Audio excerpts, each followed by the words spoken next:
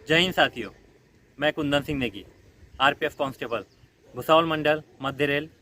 आज आपके सामने एक कविता लेकर आया हूँ। ये कविता मैंने स्वयं लिखी है और मैं अपनी ये कविता समर्पित करता हूँ आरपीएफ के सभी अधिकारियों, तमाम स्टाफ, साथ ही साथ रेल प्रशासन के समस्त अधिकारियों एवं भारत के हर एक रेल कर्मी को।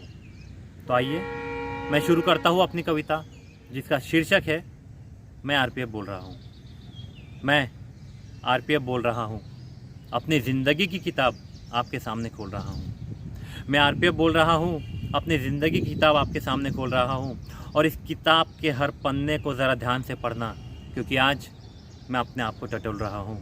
मैं आरपीएफ बोल रहा हूँ, अपनी ज़िंदगी की किताब खोल रहा हूँ। मज़हब नहीं कोई मेरा है, बस एक आम इंसान सा चेहरा है। मज़हब नहीं कोई मेरा है, बस एक आम इंसान सा चेहरा है। मगर इस आम चेहरे की एक ख़ास बात है कि इसके नहीं कोई खुद के जज्बात है। आज इन्हीं जज्बातों की चाशनी को मैं अपने शब्दों में घोल रहा हूँ। मैं आरपीएफ बोल रहा हूँ, अपनी ज़िंदगी की किताब खोल रहा हूँ।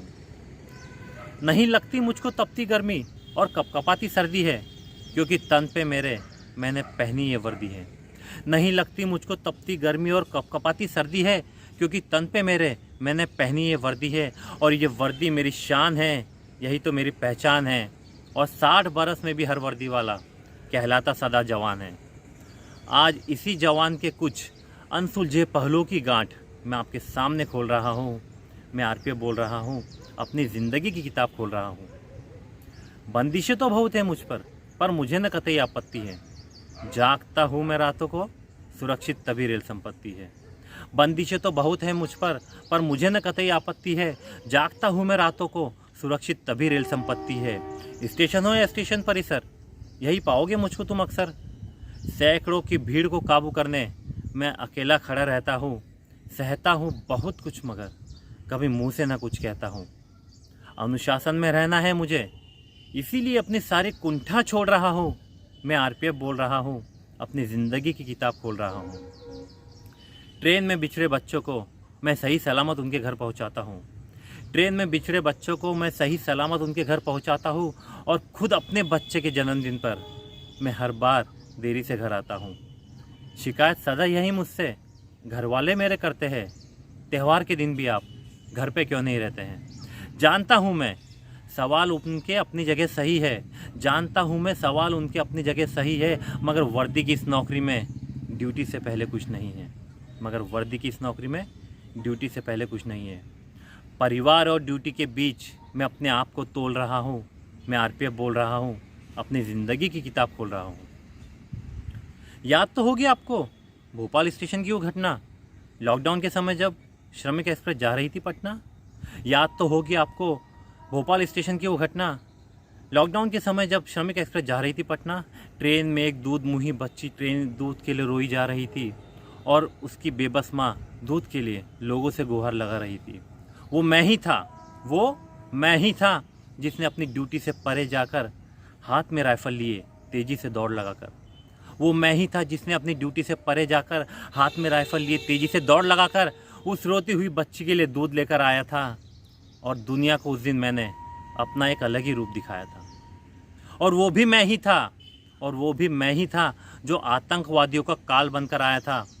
सीएसटी पे लाशें बिछाने वाले कसाब को मैंने ही स्टेशन से दूर भगाया था। और ये भी मैं ही हूँ जिसने आरपीएफ का एक और रूप आज आपको दिखाया है। आरपीएफ की ज़िंदगी का हर पन्ना पढ़कर आपको सुनाया है। और सुनाकर इस कविता को मैं आरपीएफ की चिर परिचित छवि तोड़ रहा हूँ। मैं आरपीएफ बोल रहा हूँ, अपनी ज़िंदगी की किताब खोल रहा हूँ।